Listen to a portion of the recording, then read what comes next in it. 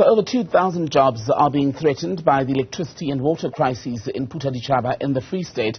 And this is in the clothing and textile sectors alone. Let's take you live to that municipality. Bring in our reporter, Mohlaoli, who's been there. Second day today, Tumaole. Give us an idea of just how bad the situation is for the many businesses there that have been affected by these crises.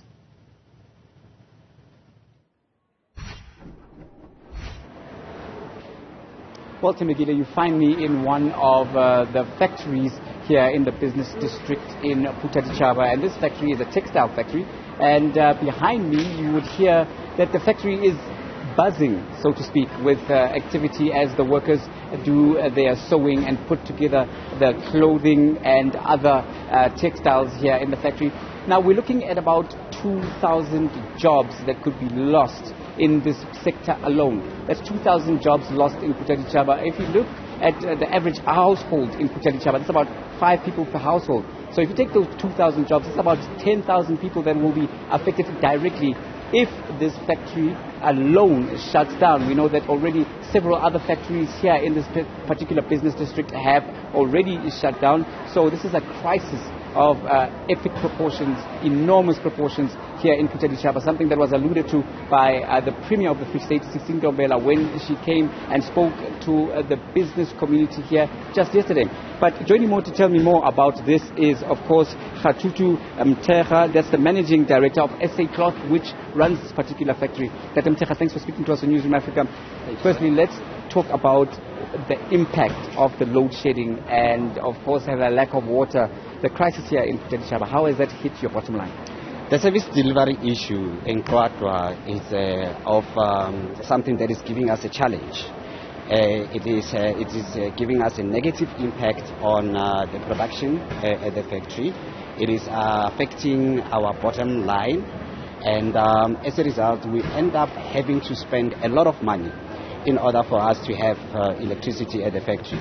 For instance, at any point in time, when we have to fill up the generator in order to have our own power, we spend about 11,000. At times, electricity goes off either twice or thrice, and that amounts to 33,000 just in a day.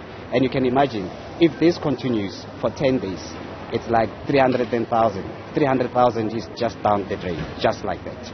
So this is impacting negatively on our bottom line. Right. And if this continues, and how long, if we could just take a walk right through here, just to give you a sense of what is happening as we go through one of the sewing lines, how much longer can you maintain the status quo right now?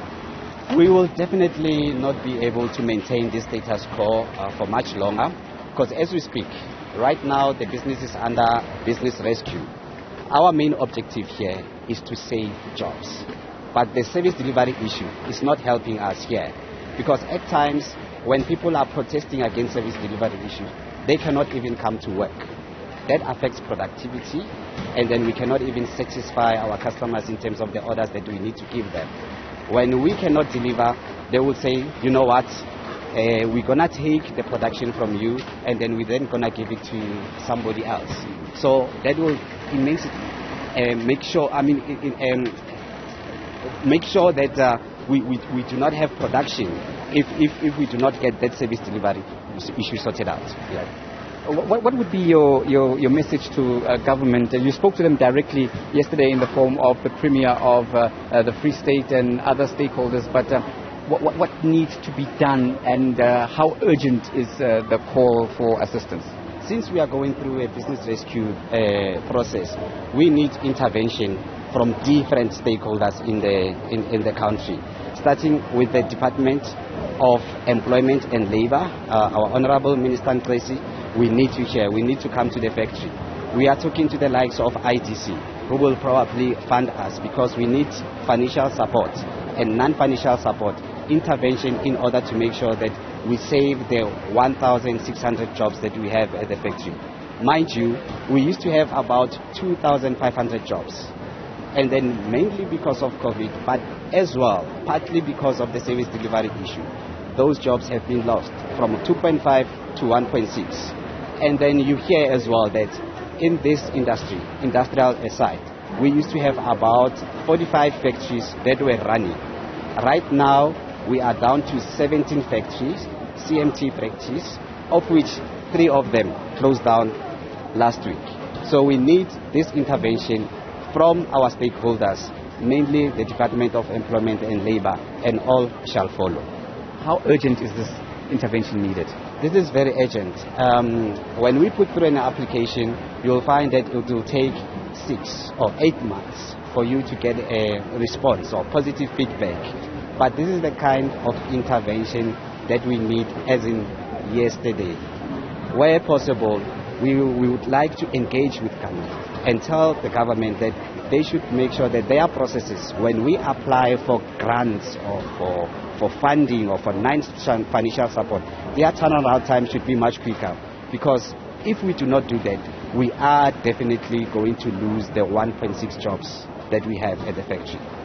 Thank you. We have to leave it there. That was Khathutu Mthekga, the managing director of SA Cloth, which is, of course, the company that is managing this particular factory here, textile factory. And it is encouraging to see that at least the 1,000 plus jobs that they have at the moment are, of course, keeping the bread on the table for many of these breadwinners. Many of them women. They prioritize hiring women here, which is also very encouraging to ensure that the women are able to support their families. And it is obviously very concerning that if government does not intervene, and to paraphrase what Mr. Mthekga said as in yesterday, then these jobs will also be on the line, which could spell further problems for an already embattled municipality here in Phuthadithjaba in the northeastern Free State. With that, it's back to you in the studio. Tumaole, Mohlaoli reporting from Phuthadithjaba in the Free State. Tumaole, thank you.